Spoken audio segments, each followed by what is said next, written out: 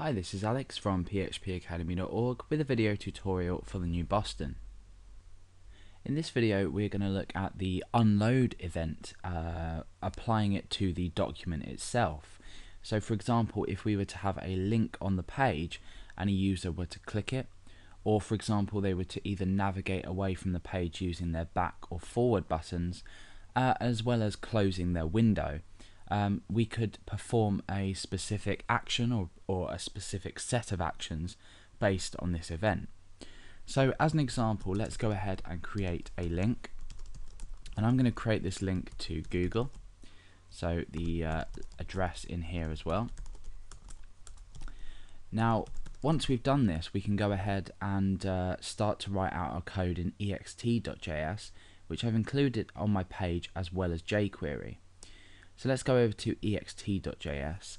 Now in previous tutorials we've already looked at things like window.load, and we've also looked at things like document.ready.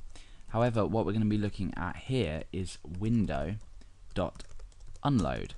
So this means that when the like I said, when the user navigates away from the browser, the functions or the function within this will be performed.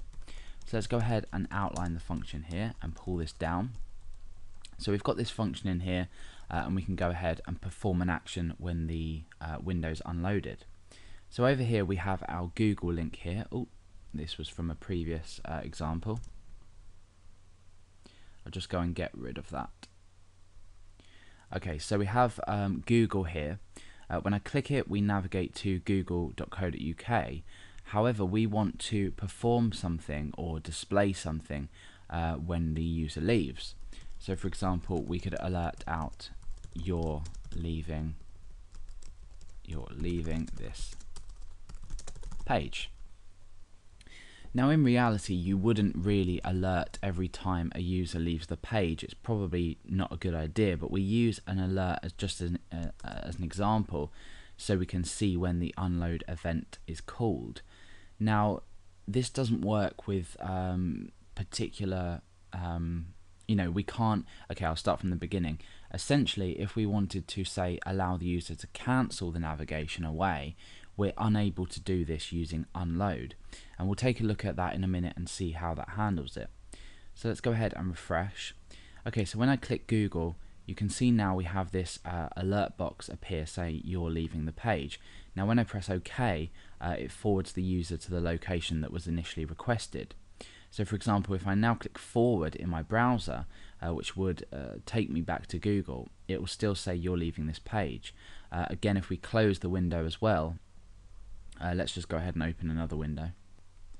Okay, so we've got Google just open here. When I for example go ahead and close this tab just up here, you see we get the same message, and we can press OK and that tab will be closed. So we can now see that the unload event will perform a specific action based on when the user unloads the page. And as I said, if we were to go ahead and, for example, allow the user to either press OK or cancel in a confirm dialog, a JavaScript confirm dialog, this wouldn't actually work. So let's go ahead and create a confirm dialog and see what we get. I'm going to create a variable called C, which is equal to the confirm dialog function. And inside here I'm just going to write, for example, are you sure you want to leave? Then what we could do is perform an if statement as we usually would. Now in this case, what we would think would be possible was to say if the confirmation is OK, so i.e. the user presses OK, we can, for example, return true or something like that. Otherwise we could go ahead and return false. Now in any other circumstance, this would return false to this function, and therefore the action wouldn't be carried out. If the user does press OK, we would return true, therefore they would be able to leave the page. However, let's go and take a look and see what happens. You'll see that we automatically get this dialog. Oh no, that's from the other part. So let's go ahead and click on Google, and we get this dialog box saying, are you sure you want to leave? Now let's go ahead and press OK first of all, and you can see that we leave the page. When we come back to this, however, and click it again, but this time if we go ahead and press cancel, you can see that the user is still forwarded to the page that was requested, and we can't actually stop this event from happening. It just happens, and then we carry out this particular operation or this particular set of this code, this particular function, whatever you want to do. So there's no way that we can actually stop it. So why do we use unload in that case? Like, why would we ever need to use it? If we don't want to show, for example, an alert dialog saying like you're leaving the page or something, why would we ever use it? Well, let's just say as a scenario, you had some kind of script that would allow users to log into, say, a chat window and show on the page that they're available to chat. In this case, you would obviously, the user would come in and they would be able to, say, chat to other people on the website.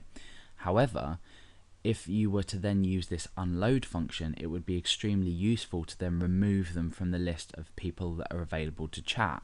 So you would maybe have an assignment of user IDs that corresponded to values in the database, and you could remove them from the site. As well as performing up, using the unload, you can perform operations that you require just before the user leaves the page. So cleaning up anything, any particular part of your site, or temporary files, anything like that. So use the unload function in this case, but you wouldn't be able to use it to say, are you sure you want to navigate away from the page? It's not possible to do that using this unload event function. So taking them notes of why we might use unload, you can see that we wouldn't really be able to use it in the case of a link and confirming whether they want to leave, but we can use it for a variety of other things that otherwise we would have to use pure JavaScript or raw JavaScript to do.